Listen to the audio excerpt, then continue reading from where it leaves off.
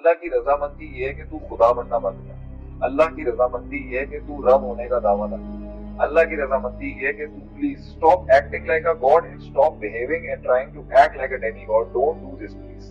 اور آپ دیکھیں گے آپ ہر مسئلے میں کہیں نہ کہیں خدا کی تمثیل کر رہے ہونے کی کوشش کر رہے ہوں گے. لیسا کمثلہ شیء آیت کھڑی ہے کہ stop, Allah is not in similitude with the creation, لیکن آپ کر رہے ہوں گے نا trying to prove a God out of you.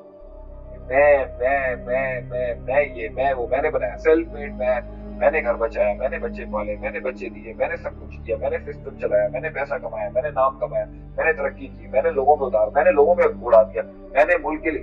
یہ اللہ کی رضامندی والے جملے نہیں.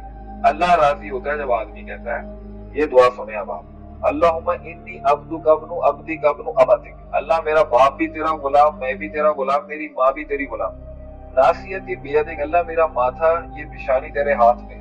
اب ادھر ایک فرنٹل لوب بھی ہوتا ہے جس سے سائیکالوجی کنٹرول ہوتی ہے. کچھ لوگ اس سے یہ نکالتے ہیں مانا, لیکن اللہ فرماتا ہے کہ میں نے قرآن کی آیت ہے بناصیتھا, میں نے ہر مخلوق کو اس کی پیشانی سے پکڑ کے رکھا, یعنی کنٹرول کیا اللہ نے سب.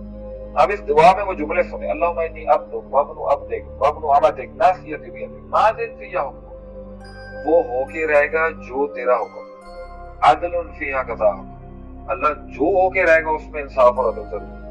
اللہم انی عبدک ابن عبدک ابن امتک ناصیتی بیدک ماضٍ فیہا حکمک عدل فیہا قضاءک. اسألک بکل اسم هو لک سمیت بها فی نفسک او انزلتہ فی کتابک او علمتہ احدا فی خلقک اب استأثرت به فی علم الغیب انک ان تجعل القرآن ربیع قلبی ونور صدری وجلاء حزنی وذہاب غمي.